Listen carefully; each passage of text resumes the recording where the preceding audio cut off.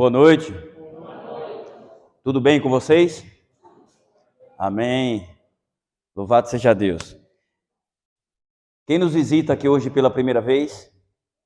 Tem alguma visita que está vindo pela primeira vez? Amém. Sejam bem-vindos. Visita que estava aqui ontem. Amém. Preto. Tem mais alguém? Não, né? E os irmãos que estavam aqui ontem? Louvado seja Deus. Que bom.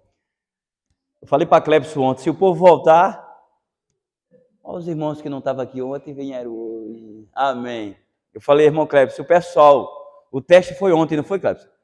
Se voltar amanhã, é glória, é honra para Deus. Porque ontem aqui até o pregador saiu mancando. Eu quero dizer para vocês que eu não estou aqui para me aparecer, eu sou tão pecador igual a vocês. Tão pecador igual a vocês, pode ter certeza. A única diferença entre eu e você é só o nome do pecado. Eu peco a todo momento. Mas a todo momento o Espírito Santo me incomoda e eu peço perdão. E você deve fazer o mesmo. Mas quando a gente aceita pregar a mensagem do Evangelho, a gente faz até um rascunho de sermão, escolhe uma passagem bíblica, e aí quando vem aqui, o Espírito Santo nos impulsiona a falar algo que é necessário. Eu não sei para quem, mas é necessário. E um dia eu vou saber se foi necessário ou não. E às vezes algumas coisas que falamos, quando eu falo você, não quer dizer você. É uma maneira de falar, mas pode ser você mesmo. De repente eu falo alguma coisa e você fala, rapaz, é comigo. Não, mas ele não tinha como saber, não. Não, não é comigo, não. Deve ser com outra pessoa. Se encaixou, se essa peça do quebra-cabeça encaixou aí, é sua mensagem. Não tenta transferir, não, tá bom? Aí, se for para se corrigir, se corrija, enquanto é tempo. Porque, por mais que a gente tente pregar uma mensagem de amor, os dias no qual nós estamos vivendo, a mensagem ela tem tomado lugar para a mensagem de alerta. E mensagem de alerta também é mensagem de amor. Nós usamos capacetes, não é para ficar bonito, é para nos proteger. Então, na sinalização de trânsito, é para nos proteger. Às vezes nós não gostamos de obedecer às regras, mas quando obedecemos às regras, sofremos menos. Então, a mensagem, às vezes, nos incomoda. É como eu digo, é igual remédio. Às vezes tem um sabor meio amargo, mas cura. Tá bom? E, com certeza, se hoje você ouvir alguma coisa que te incomode de alguma forma, não resista ao toque do Espírito Santo. Talvez você não queira ainda tomar sua decisão, você não se sente preparado, talvez você nunca nem passou pela cabeça de ser um crente adventista. Ah, mas eu já creio em Deus. Amém por isso. Satanás também crê. Crer uma coisa, obedecer é outra. E eu vou te dizer uma coisa, obedecer é difícil. Mas como eu tenho dito, o que importa para Deus é tentar. Tente. E o que falta, Ele completa. Cristo está aí para isso. Ele veio aqui para isso. Para nos ajudar a acertar mais. Para nos mostrar o caminho. E o caminho é Ele. A mensagem de ontem foi sobre Apocalipse e hoje também sobre Apocalipse. É praticamente a mesma mensagem. Se eu pregasse o mesmo sermão de ontem e hoje, ainda saía diferente. Mas algumas passagens são completamente iguais. Apocalipse 12, por favor, abra sua Bíblia. Não se preocupe não, que amanhã não vai ser Apocalipse não, viu? Tem gente que não gosta de Apocalipse, fica com medo. Não tenha medo não, isso aqui é a revelação de Jesus através de João na ilha de Patmos. João, como eu falei ontem, ele foi o último dos discípulos de Jesus a ser morto, ou melhor, morrer, ele não foi assassinado. Ele morreu de velhice na cidade de Éfeso, depois que foi liberto da ilha de Patmos. E às vezes eu me perguntava, mas por que João recebeu essas visões? Por que Jesus passou essas visões para João? Tão estranha, tão difícil de compreender.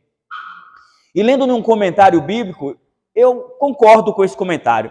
Disse que Jesus passou as mensagens para João por símbolos, porque João estava onde? Na ilha de Patmos, preso. E alguém designado por Deus não sei se um soldado romano, ao comando do imperador Domiciano, quem foi que jogou João no tacho de azeite quente, quando viu que não matou, ele disse, então vamos enclausurar ele lá na ilha de Páscoa, para morrer lá. E então João começou a escrever as suas visões que ele tinha e mandava por alguns portadores para os seguidores de Jesus que estavam fora. Imagina se uma dessas cartas que fossem escritas por João e enviada por alguém, fosse capturada por um dos soldados e tivesse uma linguagem fácil de compreender. O que ia acontecer com João e com quem estava levando a mensagem? Seriam mortos. Deus é perfeito. Ele é magnífico. Era como se fosse um código. Então ele se revelou através de João em códigos. E esses códigos têm seus significados. E se nós estudarmos o livro de Apocalipse, você não vai conseguir compreender Apocalipse com 2 sermões. Eu lhe garanto que não. Mas algumas coisas vai dar para ficar na mente. Então eu quero convidar você, nesse momento, 8h21, a fechar os seus olhos, elevar o seu pensamento a Deus e vamos orar. Santo Deus, nosso Pai Criador e Mantenedor, queremos começar te pedindo perdão pelos nossos pecados. Perdoa, por favor, o tanto de pecado que cometemos hoje. Olhamos para o que não devia, desejamos o que não podia, deixamos de fazer o que devia, te desagradamos em muitas coisas durante esse dia. Por isso nós te pedimos, por favor, nos perdoa, em nome do teu Filho Jesus Cristo. Eu quero de uma forma especial te agradecer pela vida de cada pessoa que aqui se encontra. Eu tenho certeza que essas pessoas vieram aqui, Senhor Deus, não é simplesmente porque são educadas, é porque o teu Santo Espírito tocou em seus corações. E não foi em vão a sua vinda aqui essa noite. Que o Divino Espírito Santo possa encontrar morada em seus corações. Que a partir de hoje uma folha em branco seja entregue a cada um. E o teu Santo Espírito o ajude a escrever uma nova história em suas vidas. Eu quero te pedir, Pai, fala através da minha boca, para que a tua mensagem possa ser pregada conforme o teu querer e a tua vontade. Ainda que eu memorize alguma coisa, Senhor, mas que seja explanado aqui o teu querer, que a tua mensagem possa ficar gravada na mente e nos corações daqueles que estão aqui, dos que estão ouvindo, e também desses que vão assistir e estão assistindo através do canal. Por favor, Senhor, esteja conosco agora, nos batiza mais uma vez com a presença do teu Santo Espírito. Tudo isso nós te pedimos e honrosamente te agradecemos. Em nome do Pai, do Filho e do Espírito Santo. Amém. Apocalipse 12, capítulo 12, versículos 7 e 8. Pequenininha a leitura. Houve peleja no céu. Miguel e os seus anjos pelejaram contra o dragão. Também pelejaram o dragão e seus anjos. No entanto, ou todavia, não prevaleceram, nem mais se achou no céu o lugar deles. Até aí, o momento está bom. Amados, na década de 70, eu não sou dessa época, eu sou mais novo. Bom. Existia uma série na televisão, um filme, era tipo uma série, e os mais velhos aqui, tipo eu, lembram Star Wars. Mas foi passado outras vezes, né? Até os novos também conhecem. Não quer dizer que eu sou velho, né? Os mais novos. O Star Wars quer dizer Guerra nas Estrelas. Essa série ela tinha como enredo uma batalha na galáxia, né? Entre o bem e o mal. Milhões de pessoas fixavam seus olhos, vidravam na tela para ver o desenrolar da trama. E como todo filme, o mal dava a sensação que ia prevalecer, mas por fim quem prevalecia era o quê? O bem. Nós estamos vivendo momentos assim, não estamos? Tem uma sensação que o mal está vencendo, não está? Às vezes. Mas ele não vai vencer. Quem vai vencer é o bem. Então não desanima da caminhada, não. Persevera mais um pouco. Mantenha-se firme nos caminhos do Senhor. Não deixe que os atrativos do mundo ofusque o brilho de Cristo que existe em você. Amados, a verdadeira guerra. Houve uma verdadeira guerra sim, lá nas estrelas. Porém o nome dela não é o Star Wars. Ela é conhecida pelo grande conflito, ou conflito dos séculos. No livro de Apocalipse nós vemos esse conflito com cores e efeitos. E nós vamos estudar um pouco sobre esse conflito de Apocalipse. Nós vamos conhecer os seus atores principais.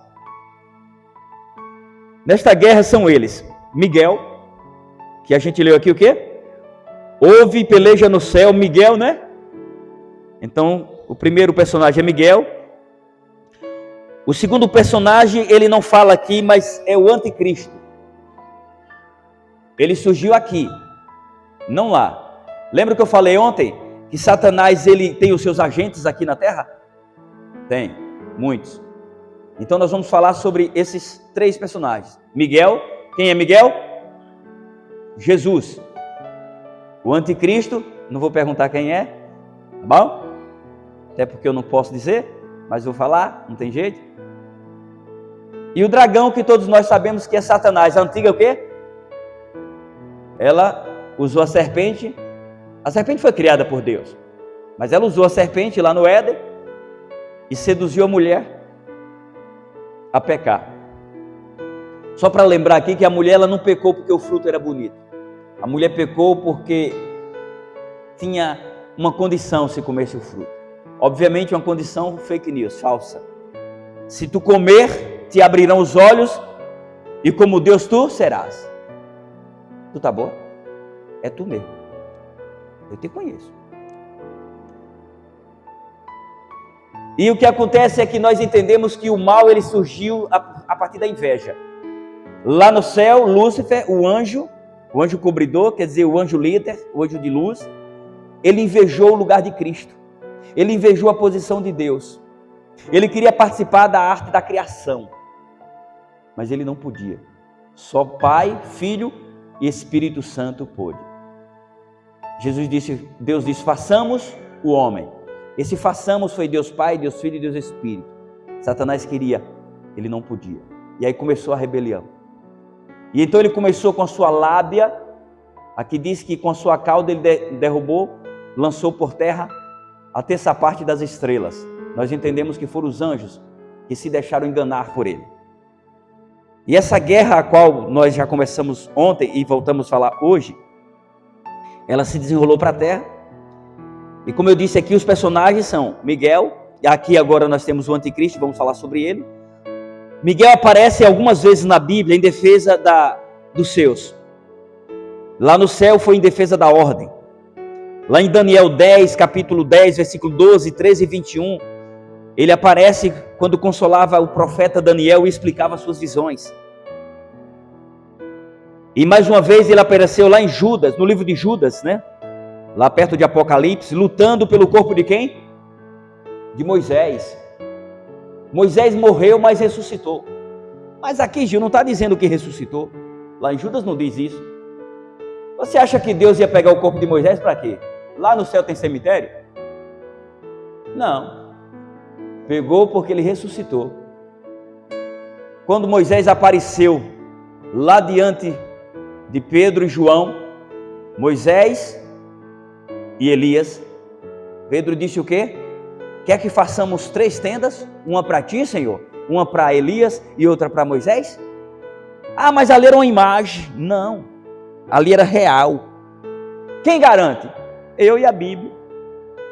Jesus, quando ele ressuscitou, era uma imagem ou era real? Tocaram nas feridas dele? Ele comeu? Comeu, ele comeu peixe, ele ficou 40 dias no meio dos seus, visto por mais de 500 pessoas, dando as últimas instruções e consolando os que iriam ficar, que ele iria, mas voltaria. Existem algumas pessoas, inclusive esse é um papel do anticristo, falando que você pode falar com quem já morreu. Eu quero dizer para você que eu tenho grande admiração por os espíritas, em especial alguns amigos que eu tenho. Eu sou amigo de maçom, de gay, de lésbica, de espírita, de todo mundo, são meus amigos, independente da sua crença, eu respeito. Mas eu não bato palmas, porque eu tenho que ir pela Bíblia. Na Bíblia diz que falar com mortos é coisa de Satanás, então é de Satanás. Entre a minha amizade com você, meu irmão, e Cristo, eu prefiro com Cristo. Eu quero ter os dois, mas se você achar que eu estou errado em discordar de você, eu prefiro concordar da palavra de Deus. E se falar com mortos é coisa do demônio, eu creio que é coisa do demônio. Eu acreditava que minha mãe falava comigo quando eu era jovem. Eu não a conheci. E depois que eu comecei a ler a Bíblia, eu entendi que era manifestação satânica. E eu comecei a repreender. E depois que eu comecei a repreender, nunca mais ela falou comigo. Você entendeu? Por que que o inimigo tenta falar para você que é possível falar com mortos? Para que você acredite que essa morte não é uma morte assim, é só uma passagem de situação, dessa sala para essa e que está no meio de nós. É para você não se preparar, para você não crer na redenção, para você não aceitar a salvação em Cristo. A alma é imortal. Não, a alma não é imortal, a alma morre. Tudo é conversa do anticristo, que está desenvolvendo o seu papel aqui na terra, enganando milhões de pessoas. Enquanto as pessoas deveriam estar se preparando para a volta de Cristo, estão se preparando para falar com demônios, dizendo que estão falando com seus entes queridos. Quem foi que disse isso? Foi Gil da Barraca? Não. A Bíblia. Se você discorda, questione Deus. Amados, o nome Miguel significa quem é como Deus? É uma pergunta. Meu filho chama Miguel. Quem é como Deus? Você responde. Quem é? Jesus. Quem é como Deus? Jesus. Nesse caso, sabemos que essas prerrogativas pertencem unicamente a Cristo. Porém, o anticristo tenta trazer para si. Durante a história, Satanás tem usado líderes religiosos que se denominam como Deus. Esses são conhecidos por anticristo. Aí você fala, a pessoa que é anticristo fica falando mal de Cristo. Não. Pregam em nome de Cristo. Curam em nome de Cristo. Perdoam em nome de Cristo. Se eu pecar contra você, meu irmão, eu devo ir em Clébio pedir que ele me perdoe ou em você? Eu tenho que ir em você, né? Eu pequei contra você. Mas não, eu vou, Clébio, eu pequei. Teu nome é? Maxwell, nome de artista. Eu pequei contra o meu irmão. E o que é que eu faço? Tu vai ali, tu faz tal penitência, assim, assim, assim, tá perdoado. E se fosse lá no passado, na Idade Média, tinha bula de indulgências, que você chegava, eu matei, chegava diante do bispo, é o bispo de Roma, né? Eu pequei, eu matei, eu roubei, mas aí o que é que eu faço? Não, filho, você paga X, toma aqui uma bula de indulgência, tá perdoado os teus pecados. Mas tu tem dinheiro mesmo, já deixa pago os próximos. Eu estou falando heresia? Vai lá no Google, é Google, né? Google, dicionário dos burros que o pessoal fala, meu inclusive, que eu pesquiso muito. O que é indulgências? E você mesmo vai ver. Ou então assista o filme de Lutero, e você também vai ver. Ah, eu pequei, meu filho nasceu com deficiência, eu tinha que ir lá no bispo e levar essa criança lá, porque segundo eles dizia que era amaldiçoada, porque nasceu com deficiência. Mas eu não tenho dinheiro para comprar a bula de indulgência. Vai prestar serviço, vai trabalhar para o Vaticano, em troca do perdão da maldição do teu filho. Eu não estou mentindo. Não me chame de mentiroso. Vá para a história. Não está na Bíblia, mas está na história. Está ouvindo? Ou seja, como eu disse, o anticristo, ele é uma pessoa ou um sistema que tenta ocupar o lugar de Deus. Não é falar mal de Deus, é falar blasfêmias contra Deus, não quer dizer falar mal de Deus, é fazer o papel de Deus aqui na terra.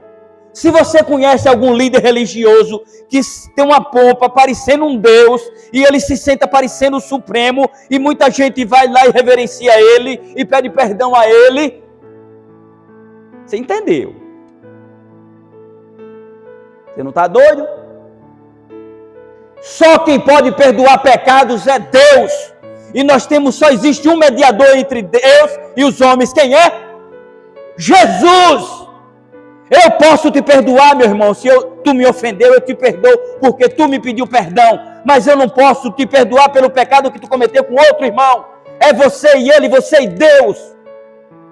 Não há nada que eu possa fazer pelo pecado de alguém. Só Cristo. Não existe. Tudo isso é invenção do anticristo, que tenta ocupar aqui na terra o lugar de Cristo. É um agente do inimigo. E quem diz é eu? Não. É a própria Bíblia. Acho que eu apanho dessa vez. Não tem nada não. Meu segurança é forte. É o Senhor Jesus. Nesse caso, identificamos o principal vilão da história. Apocalipse 12, 9 diz: e foi expulso o grande dragão, a antiga serpente que se chama Diabo e Satanás, o sedutor de todo mundo. Sim, ele foi atirado para a terra, com ele os seus anjos. E é justamente o trabalho que os anjos dele estão fazendo aqui, ó. Induzindo as pessoas a acreditar na imortalidade da alma, dizer que a alma não morre. A alma morre porque a alma quer dizer vida. Quando o ser humano foi criado lá no Éden, ele foi feito um boneco de barro com as próprias mãos de Deus. Na criação estava Pai, Filho e Espírito Santo. Soprou-se o fôlego de vida nas narinas do boneco. Se você não acredita, é problema seu, eu acredito. Quem não acredita nessa, então eu vou sugerir o seguinte: eu acredito que fui criado do pó da terra, a prova é que eu volto para o pó. Quem não acredita, parabéns, macaco, você é descendente do macaco. Tem outra opção? Ah, foi da explosão do Big Bang? Bota uma bomba, compra daquelas grandes lá de São João, estoura perto de tu para ver o que é que sobra. Nunca vi explosão gerar nada. Nós somos criados por Deus, pelas mãos de Deus. Recebemos o fôlego de vida de Deus. E quando morremos, esse fôlego volta para Deus. E o corpo volta para o pó. Eu creio dessa forma, porque a Bíblia ensina dessa forma. Amém? Amados, então nesse caso, como eu disse aqui, nós vimos quem é o principal vilão da história. O dragão, a antiga serpente que se chama Diabo e Satanás. Aí talvez você se pergunte, e você já se perguntou sim, eu tenho certeza. Por que Deus criou Satanás? Deus criou Satanás? Ele criou um anjo que virou Satanás. Para você querer saber por que Deus criou Satanás, eu vou lhe perguntar por que Deus te criou. Para que ele te criou? Para você honrá-lo, não foi? Mas você só honra se você? Porque você tem o livre? Foi assim. Satanás era Lúcifer, um anjo perfeito, até achar iniquidade nele, até ele querer usurpar o lugar de Deus. Mas por que ele teve esse sentimento? Porque Deus nos criou, anjos e seres humanos, com liberdade de escolha. Ah, não. Não era para ser assim. Não, você queria ser um robô? Para não ter atitudes próprias, decisões próprias? Não. Então não vem achar que Deus está errado. É você que escolhe. Lembra que eu falei ontem? Só existe uma coisa que nem Deus e nem Satanás não pode fazer por nós. Satanás não nos força a pecar, ele não peca por nós, somos nós que pecamos, e Deus não nos força a aceitar a salvação, somos nós que decidimos se aceitamos ou não. Satanás decidiu? Não. E aqueles que não se decidem a Cristo, estão tomando a mesma atitude que o inimigo de Cristo. Eu lamento lhe dizer isso. Gil, está pegando pesado, é bom que doa. Se doer, está vivo, tem cura. Se você não sentir nada, se tiver assim, ó, aí é perigoso. Aí tem que amputar, não tem vida. Você está entendendo? Se está doendo, é bom demais, tem tratamento. O lugar impróprio. Vimos que essa guerra se iniciou no lugar que aos nossos olhos seria improvável que acontecesse. Porém, essa guerra não foi uma guerra física, não.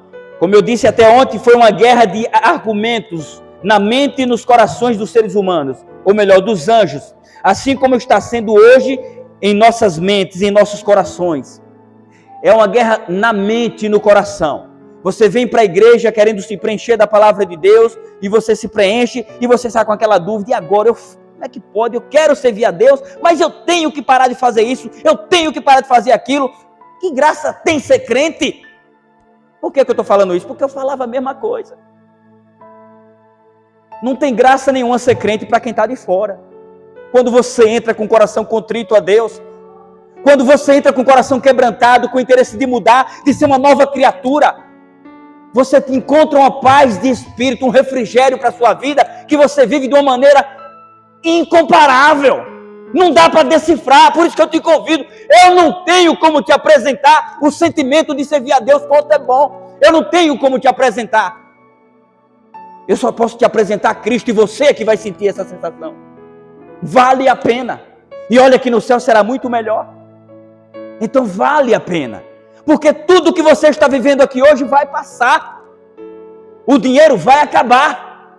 Os teus amigos vão te abandonar. Quer saber? Diz não para eles. Deixa de servi-lo. Deixa de convidá-los. Quando for no churrasco, leva a sua barriga e a boca para tu ver quantos convites vai ter. Fala que tu tá liso, que perdeu o carro, que não tem mais dinheiro, que está precisando para pagar o aluguel. E vamos ver quem são teus amigos. Fica na fralda de cama, tu vai ver quantas visitas tu tem. No começo tem algumas. Depois, não tenho tempo. Depois eu passo lá. Para o mundo você vale o que tem. Para Deus é o que você é. E você é joia preciosa de Deus.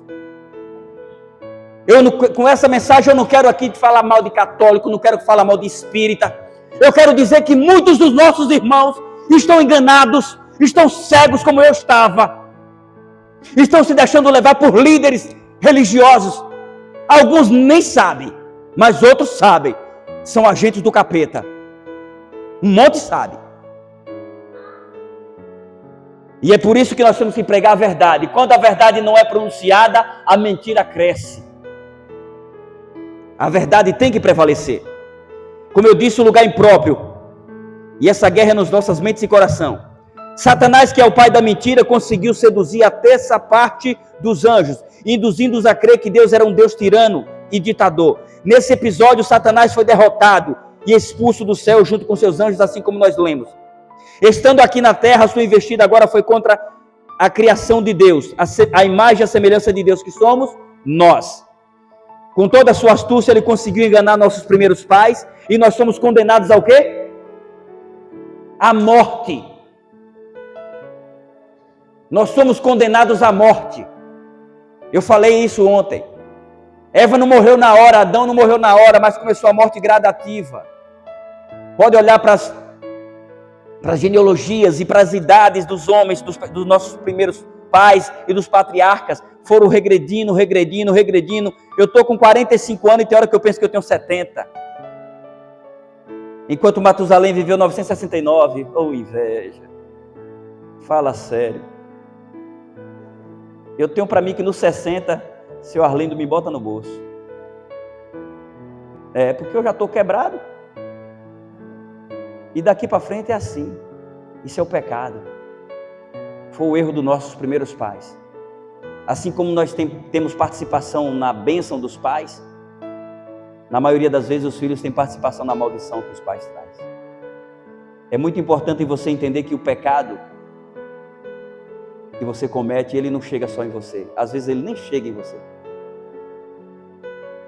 O pecado geralmente ele chega quem está na tua volta.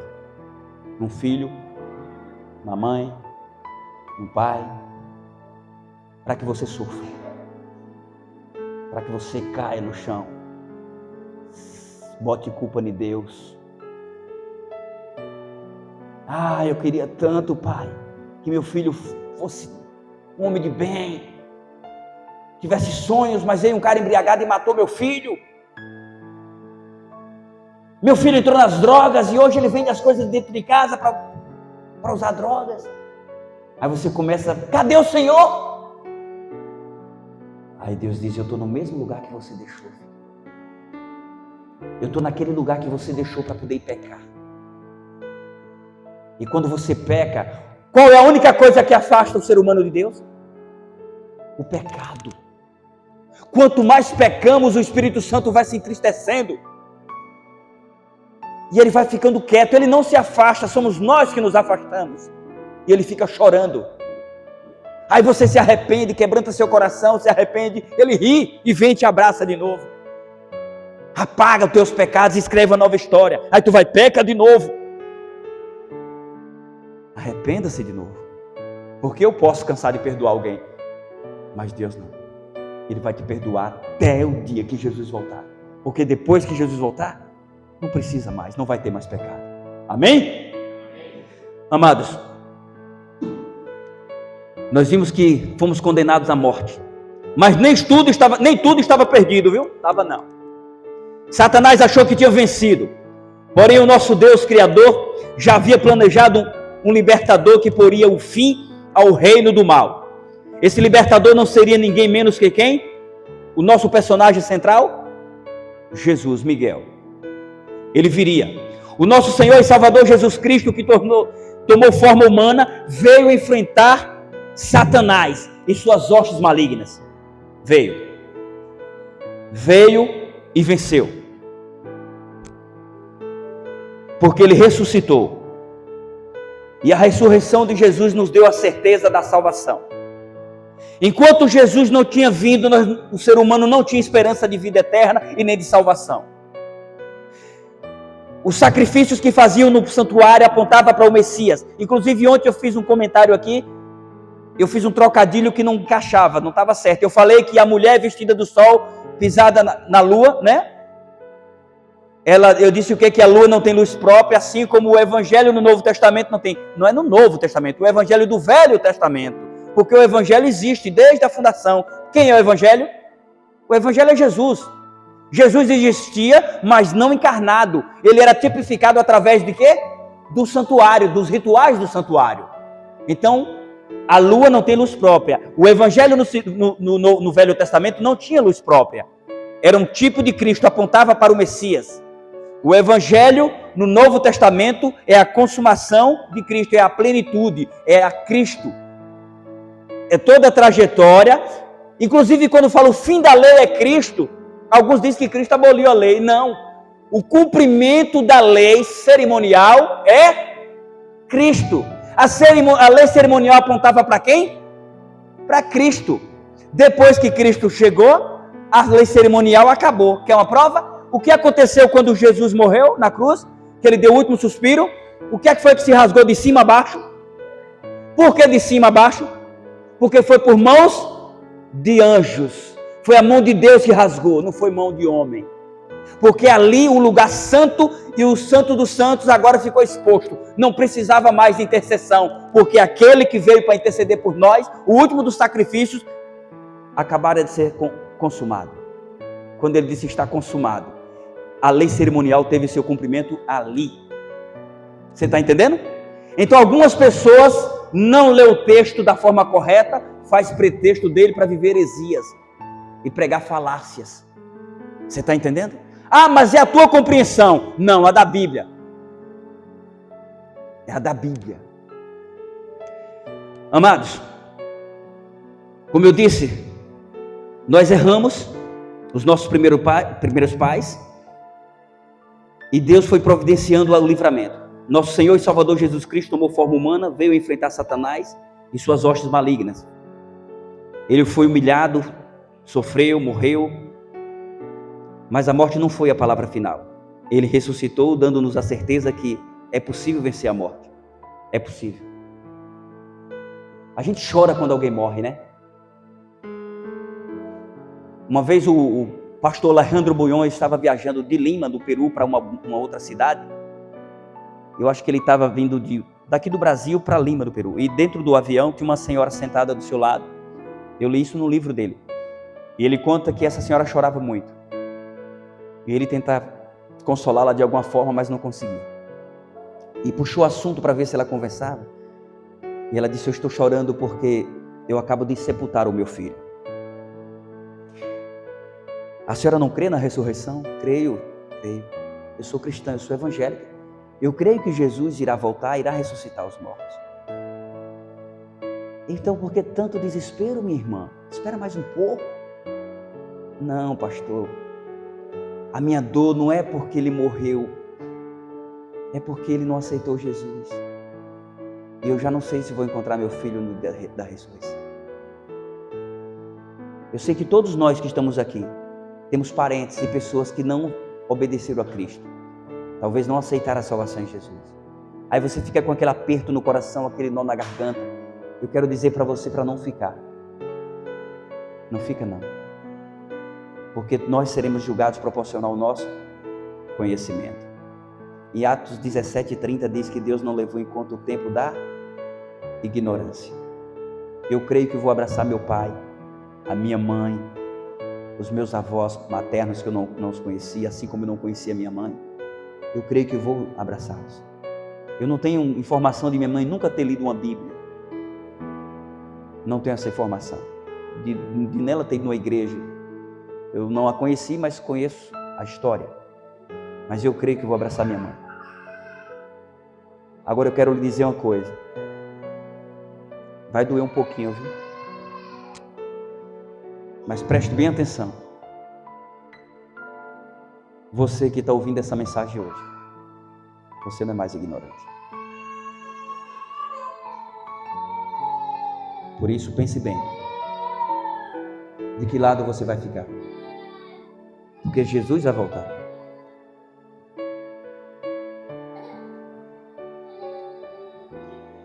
E nós entendemos que existe uma força maligna agindo através de pessoas.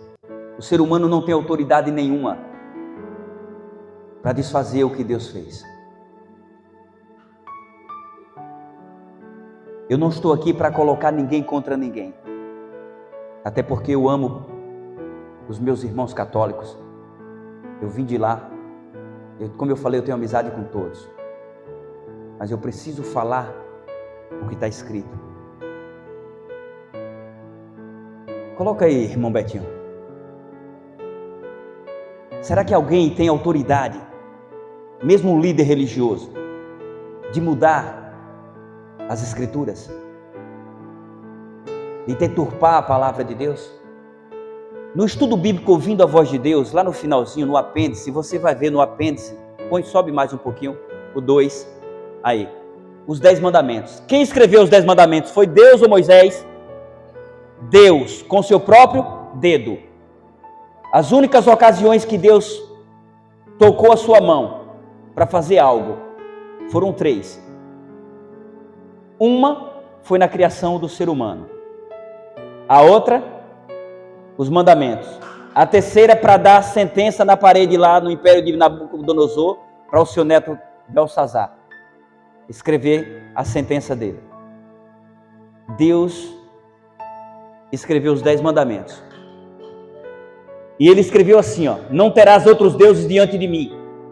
Mas a Igreja Católica, na pessoa do Papa, eu não sei o qual, primeiro, o Papa não é uma pessoa, é um sistema. É igual rei, é igual faraó. Eu não estou falando de Francisco, nem de João Paulo II, nem de Escambau A4. Não estou falando, eu estou falando do sistema. O Deus escreveu: não terás outros deuses diante de mim. O catecismo está escrito: amará a Deus sobre todas as coisas. Deus escreve no 2: não farás para ti imagem de escultura, não adorarás. O catecismo diz: não tomar o seu santo nome em vão.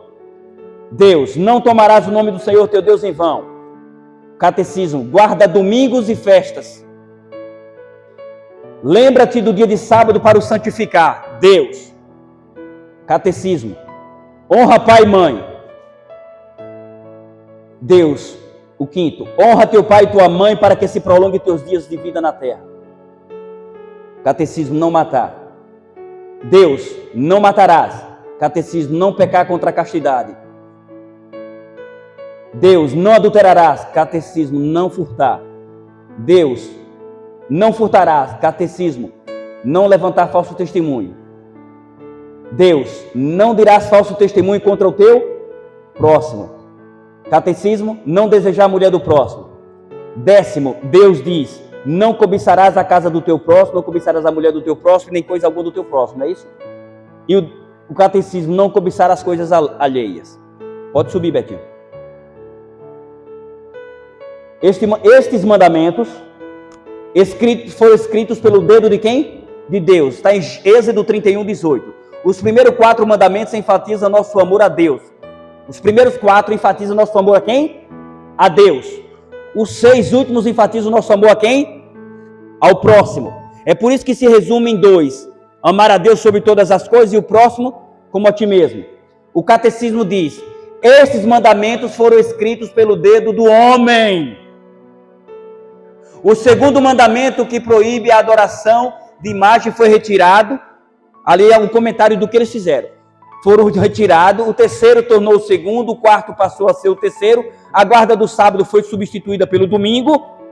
Para conservar o número 10, os 10 mandamentos, o 10º foi dividido em 2.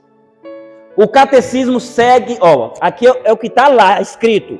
O catecismo segue a divisão dos mandamentos estabelecidos por Santo Agostinho, que se tornou tradicional na Igreja Católica. Catecismo da Igreja Católica, edição revisada de acordo com o texto oficial em latim, edição Loyola, julho de 2000, página 545. A Igreja Católica Romana e seus documentos não esconde de ninguém que alterou os mandamentos. É uma igreja sincera no que acredita, ciosa de sua autoridade, embora muitos de seus ensinos contrariem as Escrituras Sagradas e as orientações do próprio Cristo. Nesse caso, devemos seguir o Conselho dos Apóstolos, que está em Atos 5:29, que importa obedecer a Deus do que a homens. Vá para Apocalipse, se você quiser ler, se não acompanha a leitura. Apocalipse 22:18. Veja se alguém tem autoridade para mudar alguma coisa na Bíblia.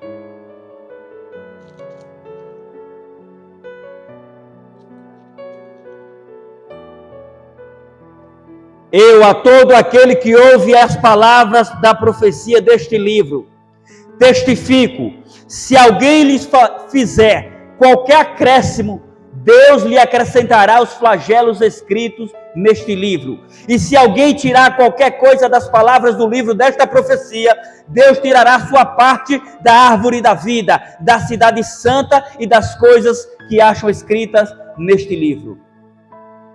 Alguém tem autoridade para isso?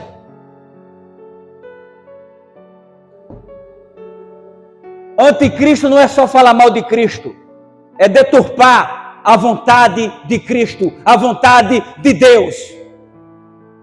Você viu como a mentira parece verdade? Você viu o tanto de pessoas que tem, tanto de igrejas pregando mentira na roupagem de verdade? Só tem aparência de verdade e o conteúdo é mentira, é coisa satânica. Por isso você tem que estudar a Bíblia. Às vezes nós oferecemos estudo bíblico para uma pessoa e diz: eu vou estudar a Bíblia com adventista para ser adventista. Não, meu irmão. É você que toma a sua decisão, não somos nós que lhe forçamos. Mas a nossa obrigação, como filhos de Deus, é compartilhar a luz que recebemos. É dizer para você que a forma correta de viver não é assim como diz o Papa, não é assim como diz o Bispo, não é assim como diz Agostinho. É assim como diz o Senhor. Amém?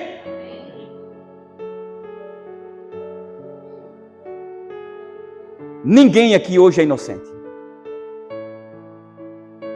Ninguém. Compete a você tomar sua decisão. Tudo que você deve pedir a Deus é tempo. Senhor, não me sinto preparado, mas por favor, permita que eu tenha tempo. Eu sei que não me pertence, mas eu quero me preparar. Eu não consigo, mas Tu vai me preparar para que eu possa Te servir. Porque tudo que eu vivo aqui vai passar. Tudo. Mas eu não quero passar com esse mundo, porque ele vai passar. Eu quero viver por toda a eternidade. Você precisa acreditar nisso. Você não foi feito para sofrer. Você não foi feito para morrer. Você foi feito para viver a eternidade. E o projeto de Deus será restaurado. E você faz parte dele. Você, meu irmão católico, meu irmão espírita, meu irmão do candomblé, abra seus olhos. Eu não estou desrespeitando a sua religião. Eu estou defendendo a palavra de Deus. Amados, eu disse ontem e é verdade, o inimigo, ele repetiu hoje, ele tem usado pessoas para destruir a igreja de Deus, para destruir e perseguir, e isso vai acontecer, e pelo que a gente vê, está perto de se cumprir.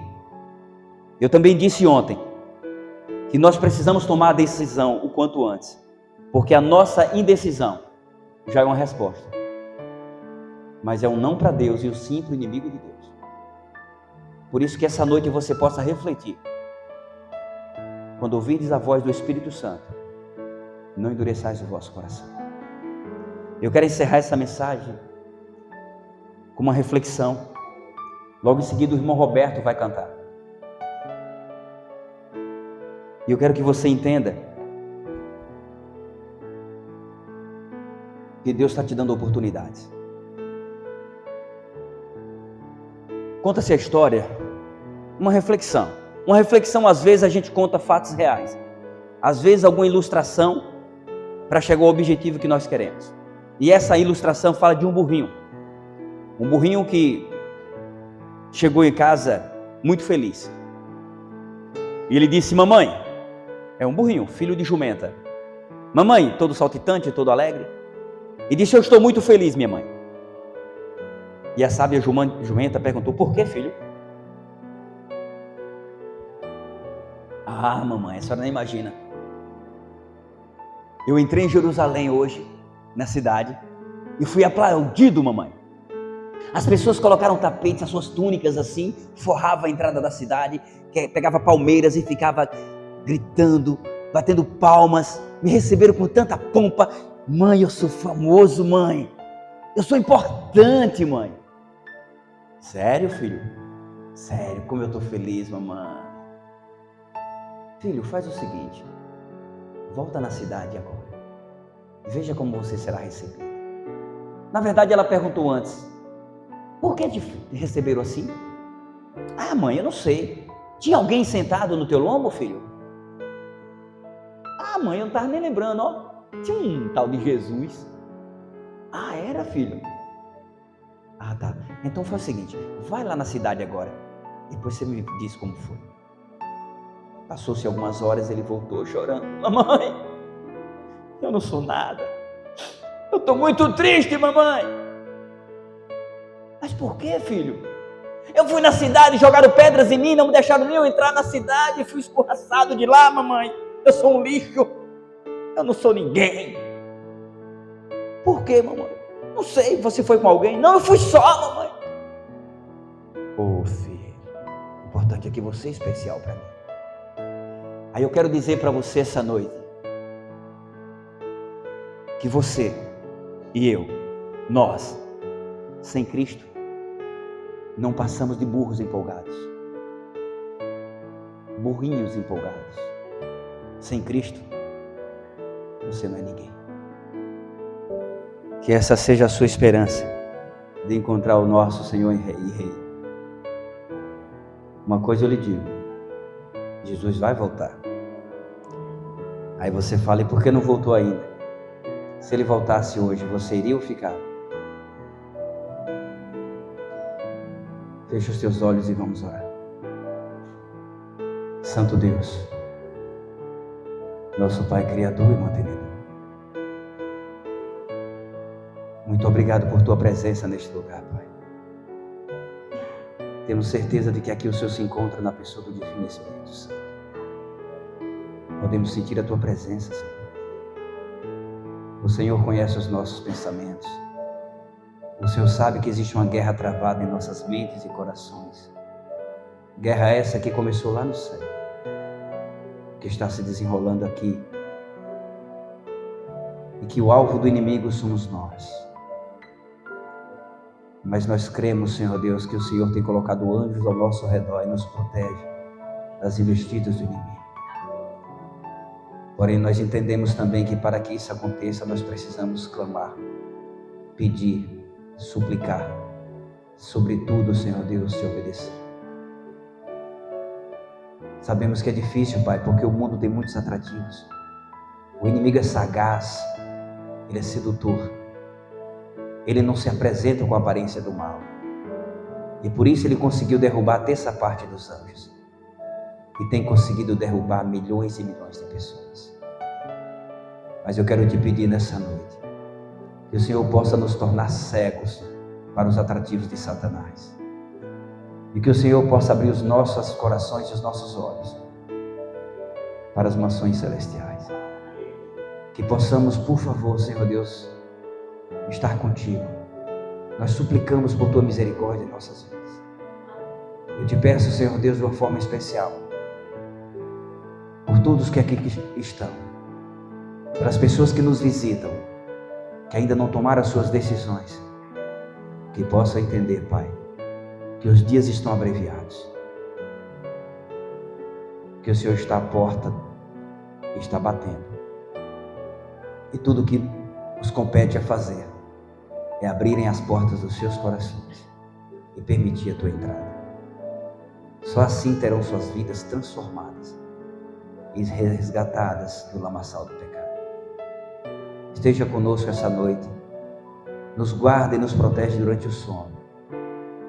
E se for do teu querer, abre os nossos olhos amanhã, para vivermos mais um dia na tua presença e sob a tua proteção. E logo mais à noite nos traz aqui na tua casa, para mais uma vez termos um encontro contigo. Por favor, Pai, ouve a nossa oração, perdoa os nossos pecados. Nós te pedimos e te agradecemos, em nome do Pai, do Filho e do Espírito Santo. Amém. Estarei à porta. Que Deus abençoe a todos e até amanhã.